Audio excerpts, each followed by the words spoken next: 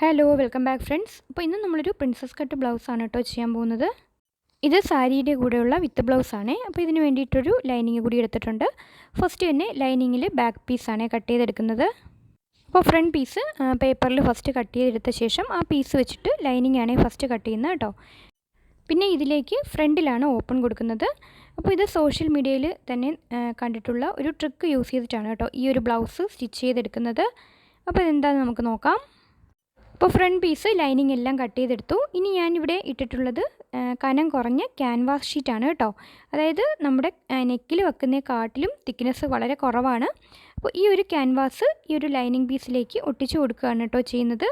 അപ്പോൾ ഇത് ഞാൻ സോഷ്യൽ മീഡിയ വഴി കണ്ടിട്ടുള്ളതാണ്. അപ്പോൾ ഞാനൊന്ന് ട്രൈ ചെയ്യാമെന്ന് വിചാരിച്ചു.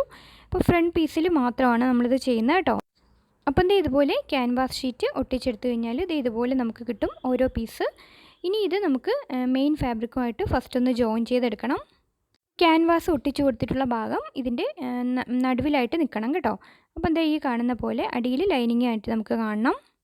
അപ്പോൾ ഇതുപോലെ സ്റ്റിച്ച് ചെയ്തെടുത്ത ശേഷമാണ് കേട്ടോ നമ്മൾ ആ ഒരു പ്രിൻസസ് കട്ടിൻ്റെ ആ രണ്ട് പോർഷനും കൂടി ജോയിൻ ചെയ്തെടുക്കുന്നത്. അപ്പോൾ ഫ്രണ്ട് പീസ് രണ്ട് ഭാഗവും ഈ രീതിയിൽ തന്നെ ജോയിൻ ചെയ്തെടുക്കണം കേട്ടോ. അപ്പോൾ നമുക്ക് ഇത് സ്റ്റിച്ച് ചെയ്ത് കഴിഞ്ഞിട്ട് നമുക്കൊന്ന് നോക്കാം. അപ്പോൾ ഇതുപോലെ ഓപ്പൺ ചെയ്ത് കഴിയുമ്പോൾ കണ്ടോ, അപ്പോൾ നല്ല സ്റ്റിഫായിട്ട് തന്നെ നമുക്ക് കിട്ടുന്നുണ്ട് കേട്ടോ. അപ്പോൾ ഇതുപോലെ രണ്ട് പോർഷനും സ്റ്റിച്ച് ചെയ്തെടുക്കുക. അപ്പോൾ ബ്ലൗസ് കംപ്ലീറ്റ് ആയിട്ടും സ്റ്റിച്ച് ചെയ്തെടുത്തിട്ടുണ്ട്.